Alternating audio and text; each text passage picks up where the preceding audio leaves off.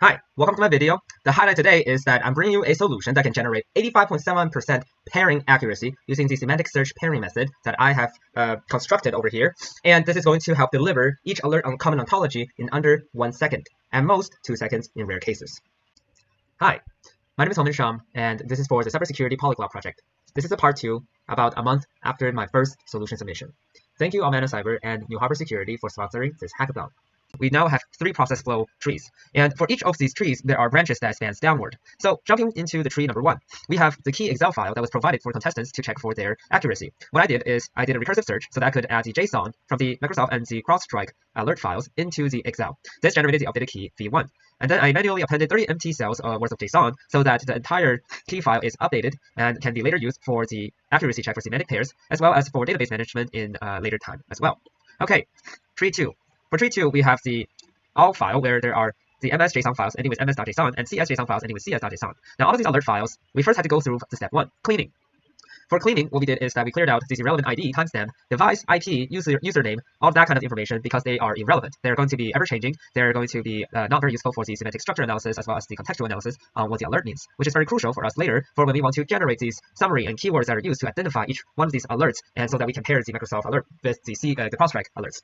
So step 2, with what I just mentioned, we extract the string out of the cleaned up JSON files, and then we get the GPT to summarize it, and as well as to output some keywords that are going to be later used for semantic search pairing method. Now, for what we did, when we generate these completions, I iterated the prompt quite a few times. And so what I do is that we use GPT 3.5 Turbo, giving it the role to perform extractive summarization from JSON data to string context. Extractive summarization simply means to use everything that they see from the JSON data file, word by word, without abstractive analysis, and just simply output whatever is on there so that we don't confuse or mislabel any of these alerts.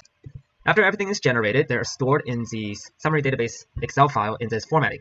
That is going to be useful for us to generate this vector database. And then we perform a step 2.2, which is to find the semantic pairings. We use these database and we compare to the alert names on the manual updated key file, and we try to see whether or not we can get the JSON to the correct positioning. With the correct positioning, we can perform an accuracy test on step 3, and we found that for 81 pairings and as well as 3 individual alerts, we generated an 85.71% total accuracy using the semantic search pairing method. And I'm very proud of that. It took me a lot of iterations, many days. So next step, step 4. Using these ones that are already paired up, we generate the common ontology, we update the key with the ontology, and we leave the ones that does not have the correct pairing empty. Instead, we return unknown. And so this way, we're able to allow it to perform another task.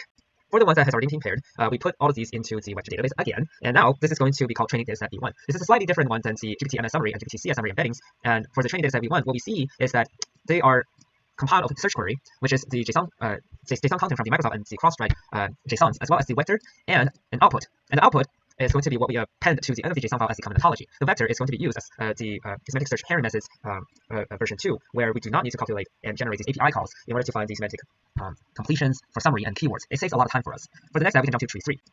Okay, so for the last step, tree 3. Now we have 3 vector databases, and we also have these test alerts JSON, all CS, all MS, CSMS test data, as well as the Microsoft Sysmon.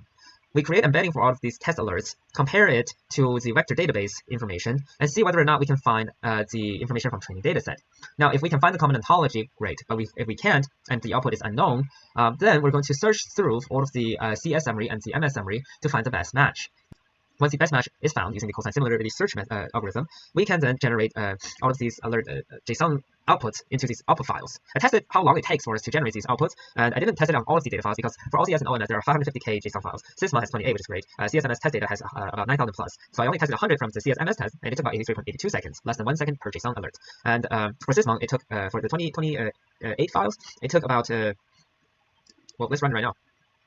So we saw a 27.72 second, which is about a second per alert. It also really depends on how fast the API call is being processed, so it depends on the internet speed as well.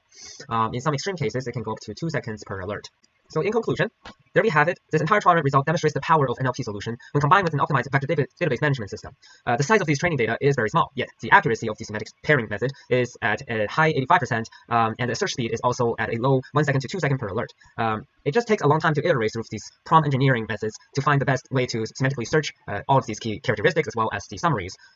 And also, the database organization extraction method for it to work correctly also takes a while. But at the very end, semantic search pairing method became a very powerful tool. It can be used for many different applications when it comes to comparing similarities between different data structures. Thank you very much.